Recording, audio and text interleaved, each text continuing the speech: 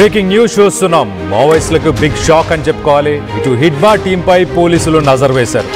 ఛత్తీస్గఢ్ సరిహద్దుల్లో నిఘాని పెంచి 2000 మంది జవాన్లను మోహరింపు చేశారు. ఇటు బస్తర్ అడవుల్లో కూడా ఇటు డిఆర్జీ అలాగే సిఆర్పిఎఫ్ ఎస్టీఎఫ్ బలగాలను అక్కడ మోహరింపు చేసినట్టు తెలుస్తుంది. ఇటు హిడ్మాతో పాటు దేవా ఎర్రకేసా వీళ్ళ నాయకత్వంలో గెరిల్లా టీములు ఏవైతే పనిచేస్తున్నాయో వాటిని లక్ష్యంగా చేసుకొని ఆపరేషన్ చేస్తున్నట్టు తెలుస్తుంది. ఆపరేషన్ కగార్ ఇంకా కంటిన్యూ చేస్తున్నారు. ఇటు హిడ్మాని ఎట్టి పరిస్థితిలో పట్టుకోవాలి.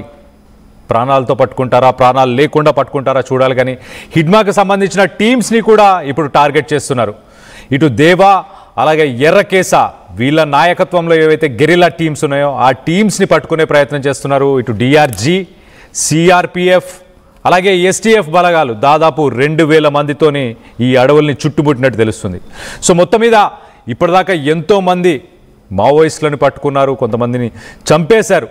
చంపేసిన తర్వాత కొంతమంది లొంగిపోవడం జరిగింది. సో మొత్తం మీద ఇప్పుడైతే హిడ్మాని టార్గెట్ చేస్తున్నారు. అగ్రనేత అని చెప్పుకోవచ్చు. హిడ్మా ఒక రకంగా హిడ్మాని టార్గెట్ చేస్తున్నారు. హిడ్మాతో పాటు ఏవైతే స్పెషల్ టీమ్స్ ఉన్నాయో ఆ స్పెషల్ టీమ్స్ని కూడా టార్గెట్ చేస్తున్నట్టు తెలుస్తుంది.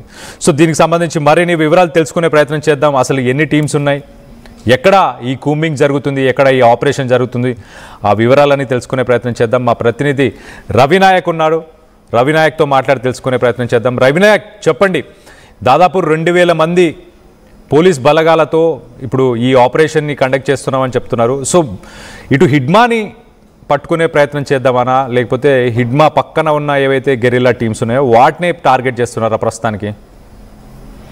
ఎస్ కళ్యాణ్, మనం ఈ అంశం కనుక పూర్తి వివరాల్లోకి వెళ్తే ఇప్పుడు ఆ కేంద్ర రాష్ట్ర బలగాలకు హిడ్మానే ప్రధాన టార్గెట్ గా కొనసాగుతున్న పరిస్థితి. అబూజ్మాడ్ ప్రాంతంలో అంటే నారాయణపూర్, కాంకేర్, అదేవిధంగా దంతెవాడ ప్రాంతంలో ప్రధానంగా ఏజెన్సీలో ముఖ్యంగా హిడ్మానే టార్గెట్ గా ముందుకు వెళ్తున్న పరిస్థితి కనబడుతుంది. దాదాపుగా 2000 నుంచి 5000 వరకు సైన్యాన్ని మోహరించిన పరిస్థితి. అంటే బిఎస్ఎఫ్ కావచ్చు, ఎస్టీఎఫ్ కావచ్చు, డిఆర్జీ కావచ్చు, ఈ ప్రధాన బలగాలతో ఇటు భారీ కుమ్మింగ్ చేస్తున్న పరిస్థితి. అయితే ప్రధానంగా మాడ్ ప్రాంతంలో ఇప్పటికే హిడ్మా ఉన్నట్టు కొంత ప్రాథమిక సమాచారానికి వచ్చిన పరిస్థితి. అయితే ఇప్పటికే కొంత మేరకు టెక్నాలజీని వాడుతున్న పరిస్థితి. అంటే ఎన్ఐఏ చెప్తున్న సమాచారం ప్రకారం కావచ్చు, ఇంటెలిజెన్సీ చెప్తున్న సమాచారం కావచ్చు, ఎవరైతే మోస్ట్ వాంటెడ్ గా ఉన్నారో, ఎవరైతే ఇప్పుడు పార్టీలో చీలిక ఏర్పడ్డ తర్వాత కొంత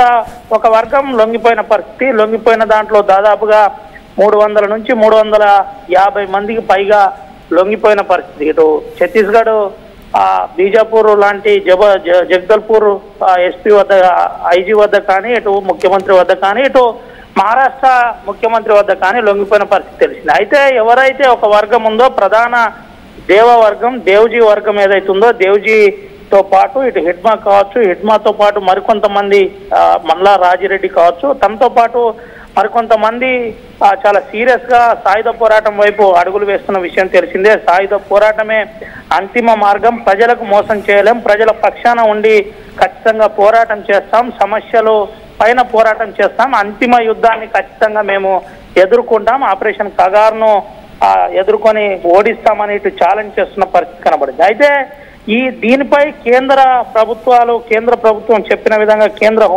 హోంమంత్రి అమిత్ షా కావచ్చు, అమిత్ షాతో పాటు రాష్ట్ర ప్రభుత్వం కావచ్చు, ఛత్తీస్గఢ్ రాష్ట్ర ప్రభుత్వం చాలా సీరియస్ గా కదలికల పైన ప్రధానంగా మానిటరింగ్ చేస్తున్న పరిస్థితి. కదలికలు ఎవరెవరు ఏ ప్రాంతాల్లో ఉన్నారో, అసలు ఎన్ని టీంలు ఉన్నాయి ఏంటి అనే కోణంలో కొంత సరెండర్ అయిన మావోయిస్టులతో అంటే జనజీవన స్రవంతిలో కలిసి అయిన మావోయిస్టులతో సమాచారాన్ని సేకరిస్తున్నారు. సమాచారం సేకరించిన అనంతరం ఇటు ప్రధానంగా బలగాలను మోహరిస్తున్న పరిస్థితి, కూంబింగ్ నిర్వహిస్తున్న పరిస్థితి కనబడుతుంది. అయితే ఇటీవల కాలంలో 2 రోజుల క్రితం నేరుగా 4వ తేదీ రోజు ఎన్కౌంటర్ జరిగింది. ప్రాథమికంగా 3 చనిపోయినట్టు తెలిసింది. దాని అనంతరం మరో 4 చనిపోయినట్టు 5వ తేదీ రోజు ప్రకటించిన పరిస్థితి. అంటే ఓవరాల్ గా 7 చనిపోయినట్టు, ఆ ప్రాంతానికి సంబంధించిన కొంతమంది చనిపోయినట్టు, ఆ ఏరియాకు సంబంధించిన కమాండర్తో పాటు డిప్యూటీ కమాండర్ చనిపోయినట్టు ప్రాథమికంగా చెప్పిన పరిస్థితి. కానీ ఇప్పటి వరకు అఫీషియల్ గా పోలీసులు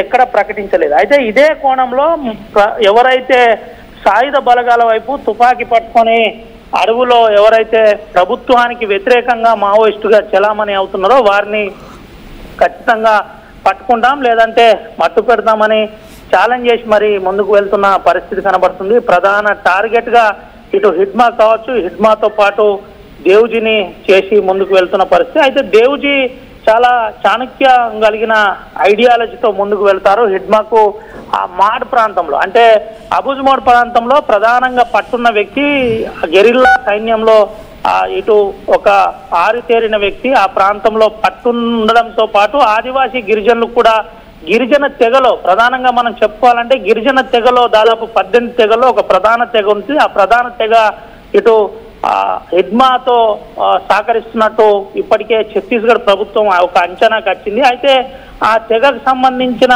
ఎవరైతే ఆదివాసీ ప్రజలు ఉన్నారో వారంతా కూడా నేరుగా పార్టీకి సహకరిస్తున్నారనే కోణంలో కొంత అవగాహన కల్పించే ప్రయత్నం కూడా చేస్తున్న పరిస్థితి. ఎవరైతే ఆ ముఖ్య నాయకులు ఇటీవల జనజీవన స్రవంతిలో కలిసినారో ఆ జనజీవన స్రవంతి నుండి కలిసిన వ్యక్తుల నుండి సమాచారం సేకరిస్తున్నారు. అయితే లేటెస్ట్ గా ఇప్పుడున్న ఎవరైతే జనజీవన స్రవంతిలో కలిసిన వ్యక్తులు ఉన్నారో ఆ వ్యక్తుల దగ్గర హిడ్మాకు సంబంధించిన ప్రస్తుత సమాచారం లేదు. ప్రీవియస్ ఒక 5 సంవత్సరాల క్రితం హిడ్మాతో కలిసి ఒక ప్లీనరీలో కానీ మీటింగ్ లో కానీ ఆ ప్రధాన అంశాలతో కానీ మీటింగ్ చేసిన వారు మాత్రమే ఉన్నారు. కానీ ఇటీవల కాలంలో ఎవరు హిడ్మాను కలవలేదు.